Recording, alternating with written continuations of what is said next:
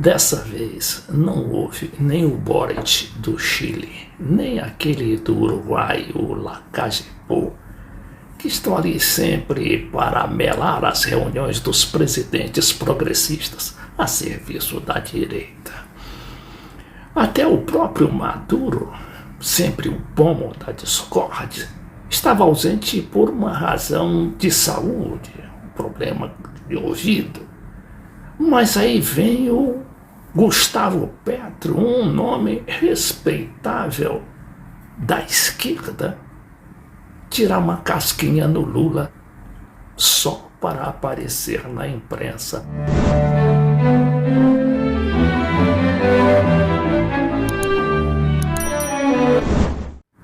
Convenhamos que o Gustavo Petro segue a mesma linha do Lula em termos políticos, inclusive de reaproximação com a Venezuela.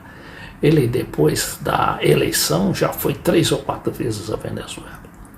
Só que o Gustavo Petro se envolveu ali por ser uma administração nova, e ele, apesar de ter sido prefeito da cidade de Bogotá alguns anos atrás, ele estava ali que meio dando uma de noviço na administração. Tanto é que levou para o seu governo algumas pessoas que acabaram sendo objeto de escândalos, como a sua chefe de gabinete e o seu embaixador lá na Venezuela.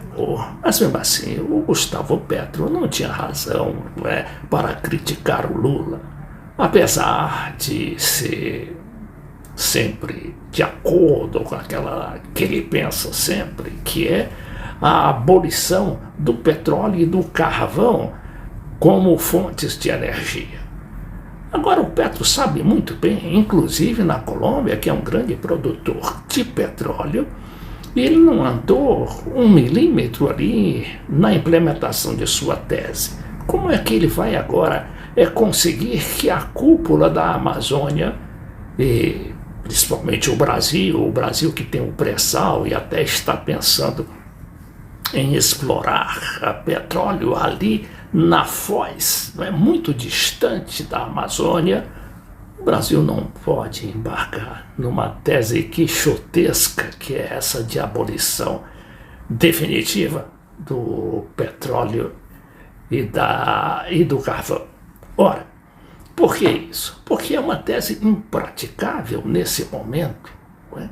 A gente vê que a própria Europa está ali voltando, inclusive, como é o caso da Alemanha, a cultivar a energia atômica nuclear, que tinha abolido formalmente, inclusive, mas está voltando por causa justamente da crise energética. Mas, mesmo assim, o Gustavo Petro não conseguiu roubar a cena, porque a reunião, a cúpula da Amazônia, foi um sucesso total. Principalmente porque foi um marco histórico e que deverá, daqui para frente, dar umas bases concretas daquilo que poderá ser um tratamento adequado para a região amazônica, ali agora com o apoio daqueles 8 presidentes da região. Mas vejamos os fatos e o que pretende o Gustavo Petro com aquela sua tese. Aqui está a foto do Petro, do Lula e do Arce, que é o presidente da Bolívia, ali naquela foto oficial. Nesse material aqui da Folha de São Paulo, a gente vê que, em recado a Lula, Petro fala em negacionismo de esquerda e pede fim do petróleo.